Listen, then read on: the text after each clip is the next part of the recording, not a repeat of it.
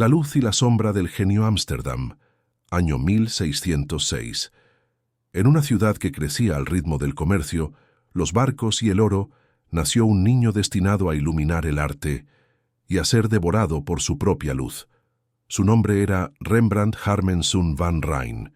Desde joven, Rembrandt mostró una obsesión que lo separaría de todos los demás.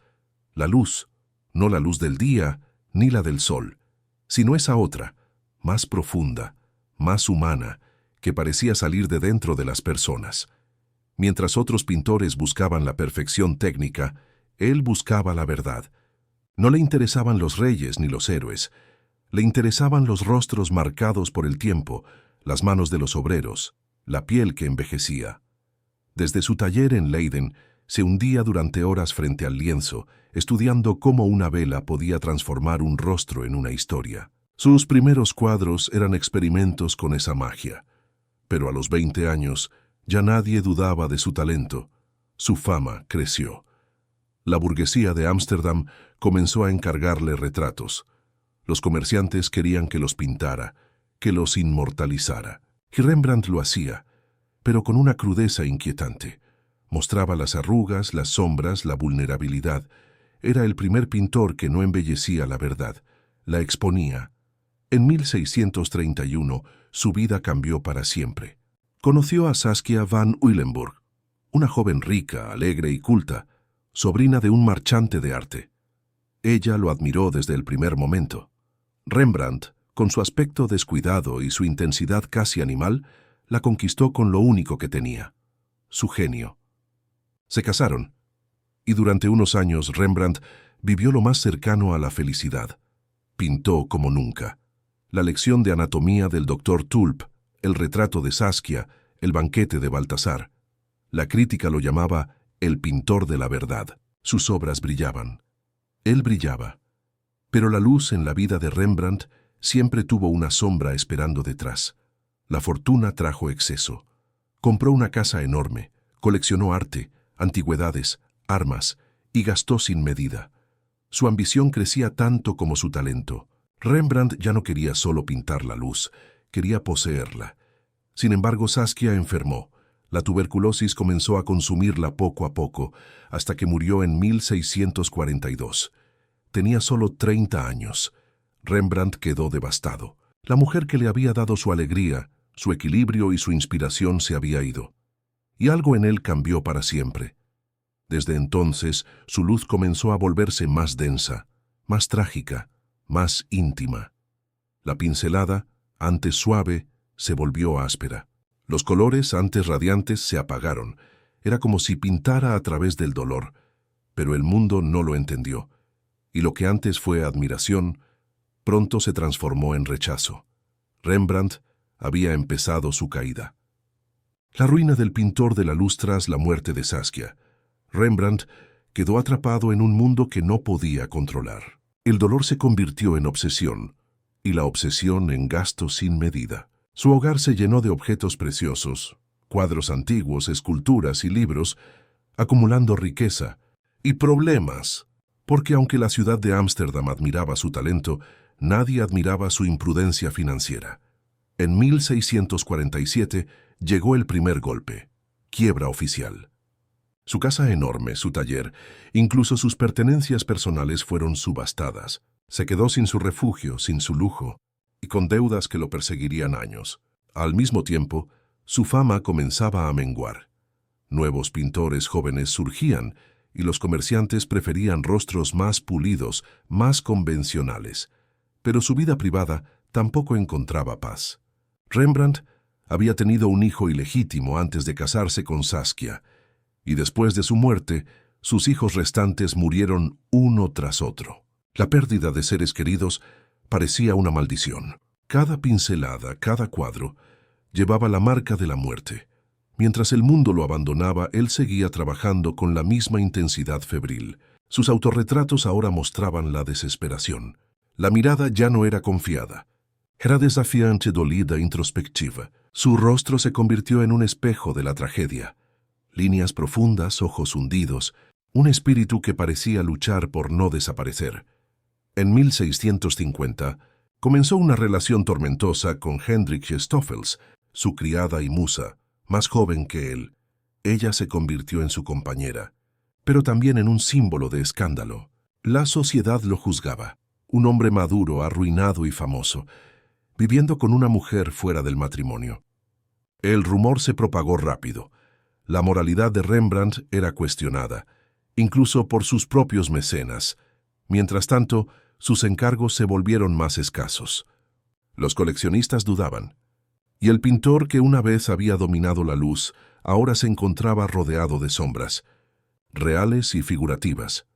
Sus obras de este período muestran un contraste inquietante: santidades que parecen atormentadas, figuras religiosas con ojos de culpabilidad, cuerpos que emergen de la oscuridad como fantasmas.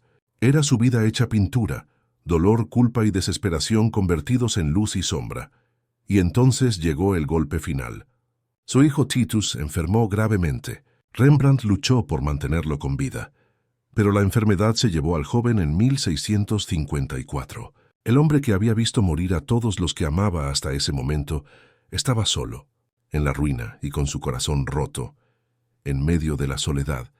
Su arte comenzó a transformarse aún más: menos color, más sombra. Retratos que parecían hablar de traición, de hambre, de miedo.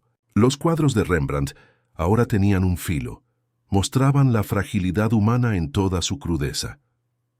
La soledad del maestro de la luz, la ciudad de Ámsterdam, estaba cambiando. Los canales seguían brillando bajo el sol. Los barcos llegaban cargados de especias y oro. Pero para Rembrandt, el mundo parecía un lugar donde la luz lo abandonaba. Después de décadas de fama, riqueza y prestigio, ahora solo quedaban sombras, deudas que crecían como raíces envenenadas, rumores que manchaban su nombre y un corazón que no había dejado de sangrar desde la muerte de Saskia. Su relación con Hendrik y Stoffels no fue suficiente para llenar el vacío. Ella lo amaba y lo cuidaba, pero los escándalos no tardaron en perseguirlos. La sociedad puritana de Ámsterdam miraba con desprecio a la pareja. Un hombre arruinado, envejecido, viviendo con una mujer que no era su esposa legal. Los comerciantes de arte, antes ansiosos por tener sus retratos, comenzaron a dudar de su valor. El mundo que lo había elevado lo condenaba ahora con indiferencia. Mientras la ciudad admiraba la prosperidad de los nuevos comerciantes y pintores, Rembrandt caminaba por las calles con la cabeza gacha, saludando a antiguos amigos que ahora lo evitaban. Las plazas y los canales le recordaban la juventud, el éxito y la seguridad que había perdido. Cada paso era un recordatorio de que incluso los genios no están exentos de la ruina. La pobreza llegó con un peso aplastante. Sus talleres se vaciaron. Los lienzos se amontonaron sin venderse. Los modelos dejaron de venir. Durante años, vivió rodeado de cuadros sin valor comercial inmediato, buscando la perfección artística mientras su estómago reclamaba comida. El brillo de su vida se apagaba lentamente, y su taller, antes lleno de risas, clientes y luz, se transformó en un espacio sombrío, habitado por el eco de sus propios suspiros y las sombras que él pintaba mejor que nadie.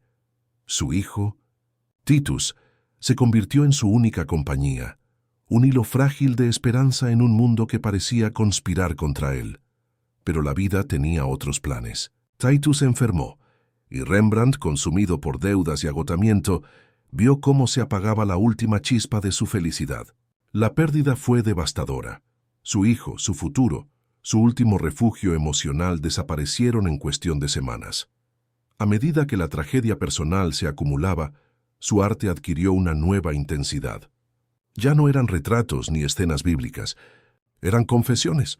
En sus autorretratos de esta etapa, la piel parecía transparente, mostrando la vulnerabilidad de los huesos y la fatiga del alma. Sus ojos, antes llenos de curiosidad y brillo, ahora revelaban una mezcla de desesperación y sabiduría adquirida a través del dolor. Cada línea en su rostro era un mapa de pérdidas, traiciones y amores imposibles. Pero la ruina económica y social no se detuvo ahí. En 1666, Rembrandt fue llevado a juicio por deudas impagadas. Sus colecciones fueron subastadas: antigüedades, dibujos, cuadros, incluso muebles y libros. Lo que había acumulado durante años, su orgullo, su riqueza y su seguridad, Desapareció en manos de comerciantes y competidores. Se convirtió en un hombre sin refugio, apenas sobreviviendo en una pequeña vivienda alquilada, con su musa y compañera Hendrikje a su lado.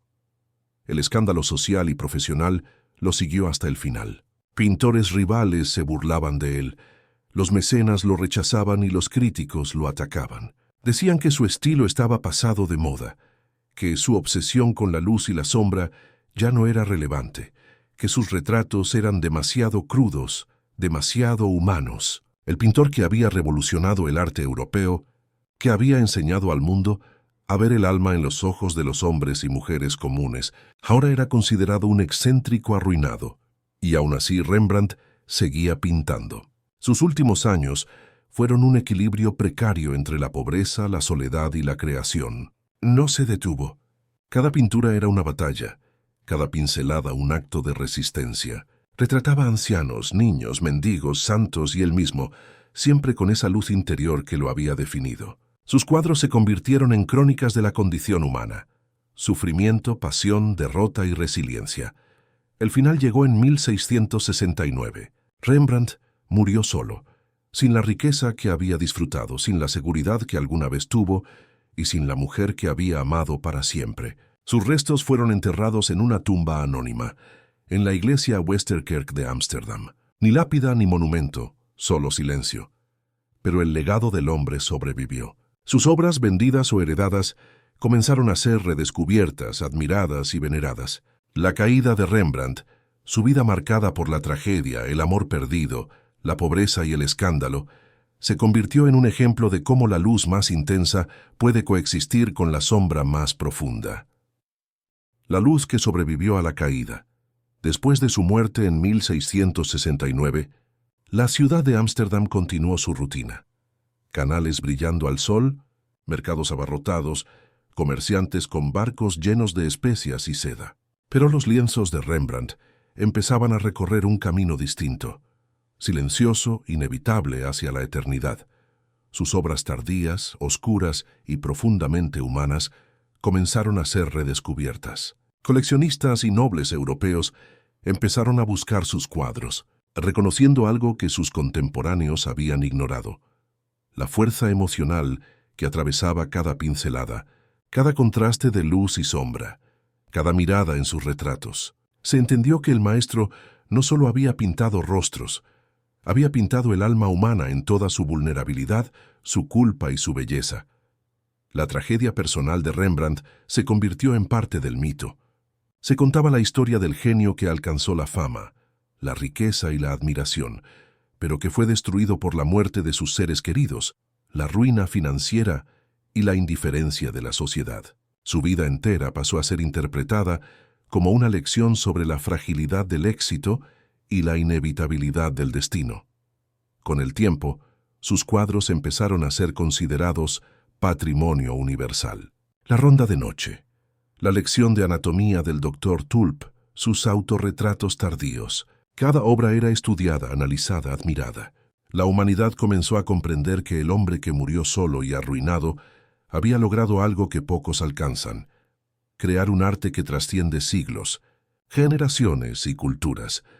Pero la leyenda no se detuvo en el reconocimiento académico. Rembrandt se convirtió en un símbolo del genio atormentado, del hombre que vive intensamente, ama profundamente y sufre con igual intensidad.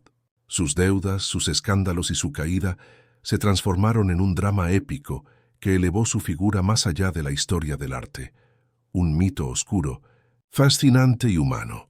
Y aún hoy, al contemplar un autorretrato, uno puede ver la intensidad de su mirada. Un hombre que vio la luz y la oscuridad, que entendió que ambas coexistían y que pintó la vida tal como es, sin adornos ni mentiras. Sus sombras profundas, sus claroscuros imposibles, no son solo técnica, son un testimonio de su propia existencia, de su caída y de la redención que alcanzó solo a través de su arte. Se dice que en su obra final, en cada trazo, todavía late la historia de un hombre que lo perdió todo, pero que logró inmortalizar lo más humano: la luz que nace del dolor, la belleza que surge de la pérdida, la verdad que se encuentra en la vulnerabilidad. Rembrandt murió como muchos genios, ignorado en su tiempo, incomprendido y olvidado en su vida. Pero renació en los ojos de todos los que, siglos después, pudieron ver lo que él había pintado, la vida en toda su luz y sombra. En el eco de sus pinceles, todavía se escucha un susurro. La luz no se extingue, incluso cuando el hombre cae. Y así la caída de Rembrandt no fue el final. Fue el preludio de un legado eterno, un recordatorio de que incluso en la oscuridad más profunda, la luz que él pintó sigue brillando.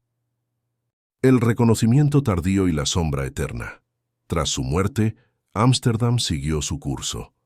Los canales reflejaban la luz de los mercaderes, los barcos traían especias y seda, y la ciudad prosperaba. Pero los talleres que antes reverenciaban a Rembrandt cerraban, se vendían o eran ocupados por nuevos pintores. El mundo parecía haber olvidado al hombre que había transformado la pintura europea, y sin embargo, su obra comenzaba a sobrevivir en silencio. Sus alumnos, discípulos y admiradores guardaban sus dibujos y lienzos, aunque muchos habían sido vendidos para pagar deudas o subastados a precios irrisorios. Con el tiempo, coleccionistas y artistas comenzaron a comprender algo que sus contemporáneos ignoraban. La fuerza de la luz de Rembrandt no estaba solo en la técnica, sino en la humanidad que cada trazo contenía. Su tragedia personal, su ruina, su soledad, todo eso había dado forma a un estilo imposible de replicar. Las sombras profundas de sus cuadros no eran solo un efecto visual, eran el testimonio de un hombre que había conocido la pérdida, el amor, la pobreza y la desesperación. Cada pliegue de piel, cada arruga, cada mirada desesperada que plasmaba en sus retratos era un eco de su propia vida. Pero el reconocimiento no fue inmediato. Durante décadas, sus cuadros fueron ignorados o malinterpretados. Los críticos hablaban de técnica, de composición, de luz y sombra, pero pocos entendían la psicología, la emoción y el conflicto humano que había impregnado cada obra. En el siglo XVIII, coleccionistas europeos comenzaron a buscar sus pinturas. Algunos pagaban fortunas por sus autorretratos, otros por escenas bíblicas y retratos de ciudadanos. El hombre que murió arruinado y solo ahora empezaba a recibir la atención que merecía. Sin embargo, con el reconocimiento también vinieron los mitos. Se exageraron sus escándalos, su vida bohemia y su ruina. Se convirtió en una figura romántica, el genio incomprendido que sufrió por el mundo, que amó y perdió, que iluminó el arte, mientras su propia vida se desmoronaba. Y aunque muchas historias eran ciertas, otras fueron transformadas por la leyenda. Pero eso no disminuye la fuerza de la verdad que sus cuadros transmiten. El hombre que pintó la luz conocía la oscuridad como nadie más. Sus autorretratos, en particular, comenzaron a ser estudiados como testimonios psicológicos. En ellos se puede ver la evolución de su rostro, desde la confianza y el orgullo juvenil hasta la tristeza profunda y la introspección de sus últimos años. Mirar un autorretrato de Rembrandt es mirar directamente a su alma, un alma marcada por la pasión, la pérdida y la persistencia de la creación artística. El contraste entre luz y sombra, que definía su técnica, se volvió también una metáfora de su vida. Él mismo había sido iluminado por la fama, el talento y la inspiración, pero también consumido por la sombra de la tragedia, la ruina y la soledad. Aun siglos después, su historia sirve como advertencia y como inspiración. La genialidad y la ruina, el amor y la pérdida, la luz y la oscuridad, siempre conviven en la vida del hombre que se atrevió a ver más allá de la superficie. Y mientras sus obras comenzaron a viajar por Europa, los museos, los coleccionistas y los historiadores descubrieron algo sorprendente. La tragedia de Rembrandt no disminuye la fuerza de su arte. La potencia aumenta con cada dolor que vivió. El último acto de un hombre que pintó la luz, los últimos años de Rembrandt, fueron una batalla silenciosa contra el tiempo, la pobreza y los fantasmas de su propia vida. Ya no había celebraciones, ni banquetes, ni comitivas de mecenas que admiraran su talento. Quedaban su taller reducido, algunos discípulos fieles y la compañía discreta de Hendrickje, su compañera leal y su musa constante. La enfermedad, el agotamiento y los años se reflejaban en su cuerpo y en su espíritu. Sus manos, antes firmes y audaces, comenzaron a temblar. Su espalda se encorvó y su respiración se hizo lenta y pesada. Pero incluso en el dolor físico, el genio no abandonó el pincel. Cada cuadro que surgía de su taller era una meditación sobre la vida y la muerte, la luz y la sombra, el amor perdido y la desesperación silenciosa. Hendrik murió en 1666, dejando a Rembrandt completamente solo. Se quedó sin la mujer que había compartido con él los años más difíciles y los más luminosos, y sin nadie que cuidara de él en la vejez. Su hija Cornelia lo visitaba, pero incluso su afecto no podía llenar la soledad que había tejido a lo largo de los años. La pobreza seguía persiguiéndolo. Cada día era un desafío para sobrevivir, pagar el alquiler, mantener materiales de pintura, conseguir modelos y, sobre todo, mantener la dignidad. El hombre que había sido venerado por la burguesía y los comerciantes de Ámsterdam ahora se veía obligado a vender pequeñas obras, bocetos o dibujos a precios que apenas cubrían el pan diario. Sus riquezas de antaño, su colección de arte, mobiliario y objetos preciosos, habían desaparecido en subastas judiciales para saldar deudas. Sin embargo, esa misma adversidad alimentaba su creatividad. Sus obras finales no eran retratos ni escenas religiosas como antes, eran meditaciones sobre la existencia. Pintaba ancianos, mendigos, familiares y autorretratos que revelaban el paso inexorable del tiempo y la inevitabilidad de la muerte. La luz que siempre había buscado ahora surgía de la propia oscuridad, de los pliegues del rostro, de los gestos, de la carne envejecida y de los ojos cargados de memoria. A pesar de su aislamiento, los discípulos seguían acudiendo a su taller. Querían aprender, copiar, absorber algo del maestro que había revolucionado la pintura europea. Pero Rembrandt, que alguna vez fue apasionado y expansivo, ahora enseñaba de manera meticulosa y a veces distante, con la mirada fija en los rincones de la luz que solo él parecía percibir. El reconocimiento público seguía siendo escaso. Aunque algunos mecenas aún buscaban sus obras, muchos ya preferían a los nuevos artistas que pintaban con suavidad, sin los contrastes intensos que Rembrandt consideraba esenciales para revelar la verdad humana. El mundo que una vez había aclamado al genio, ahora lo veía con lástima o indiferencia. En 1669, Rembrandt cayó enfermo definitivamente. Su cuerpo, ya frágil por años de trabajo incansable y penurias, no resistió. Murió en su vivienda de Ámsterdam, en la pobreza más absoluta, rodeado de lienzos, bocetos, pigmentos y recuerdos de un pasado glorioso que ya nadie valoraba plenamente. No hubo funeral lujoso, no hubo multitud. Su entierro fue modesto, en una tumba común de la Westerkerk, sin lápida ni inscripción notable. Pero la verdadera tragedia de Rembrandt no estaba en su muerte, sino en la historia que se tejió alrededor de ella.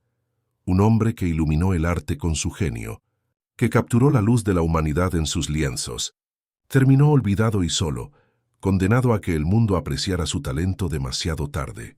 Y aún así, la luz de sus obras sobrevivió. Los críticos posteriores comenzaron a redescubrir su técnica, su audacia y su capacidad de mostrar la verdad humana sin adornos. Cada cuadro tardío, cada retrato, cada autorretrato se convirtió en testimonio de resiliencia y genio, incluso en medio de la adversidad más absoluta.